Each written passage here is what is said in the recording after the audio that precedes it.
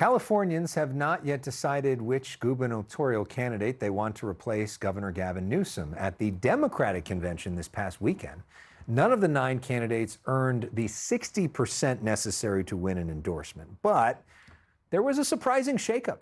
Former State Controller Betty Yee came in second in the endorsement vote behind Representative Elex Swalwell.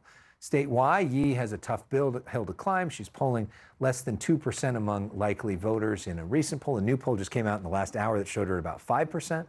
Betty Yee joins me now live in the studio. Betty, welcome to The Story Is for the first time. Thank you. Congratulations on this weekend. Thank you. A lot of folks were surprised by that. How did you pull that off? Well, this is all about relationships, right? And so whether it's my professional career or as a party activist, a lot of deep relationships, and people know my work, and so they felt confident about putting a vote up for me. For some folks that are watching this will be their first introduction to you. Can you tell us a little bit about who you are and why you're running? Absolutely. Well, first of all, I'm a proud daughter of immigrants who came here from China, raised 6 kids at a time when they were able to sacrifice and put us all through college.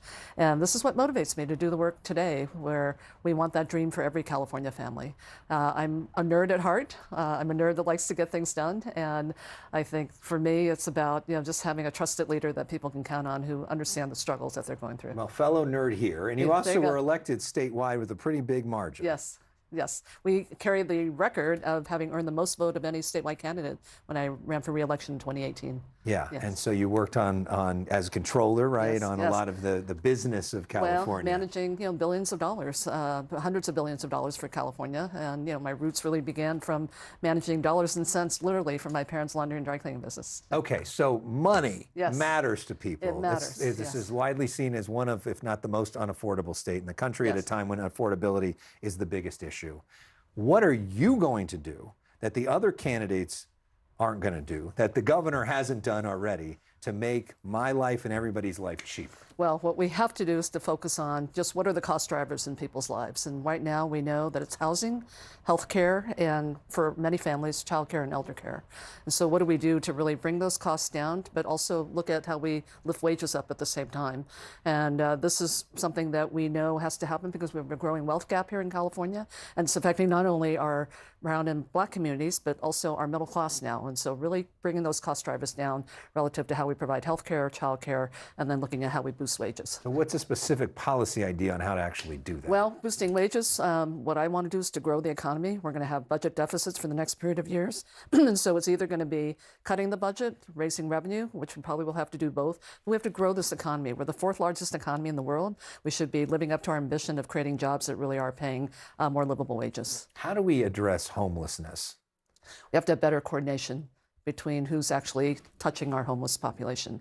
So coordination between our cities and counties providing the services, cities obviously seeing them on the streets, but working with our business community as well, because I think we all have to have a commitment to be sure that we are rehousing those who are homeless as quickly as possible, but also being sure they're getting the services. And we have to build more housing that's affordable.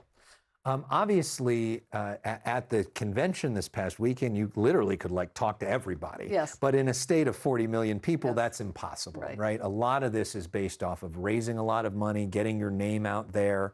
The new PPIC poll that just came out shows you at 5%. How do you break through? What's the path to victory? Well, the path to breakthrough really is to bring this message home for people. Right, and really to relate to them. I've been running a grassroots campaign, so I've been doing direct voter engagement for almost 2 years now. And so I do believe that we have some name identification around the state when it comes to people on the ground.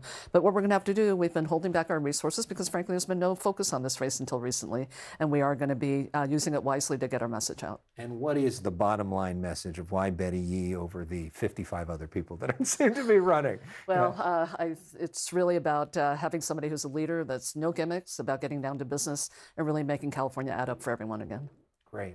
Thank you so much for coming in and sharing your view. I appreciate it. Hopefully we have longer conversations going forward as well. More of The Story Is coming up right after this.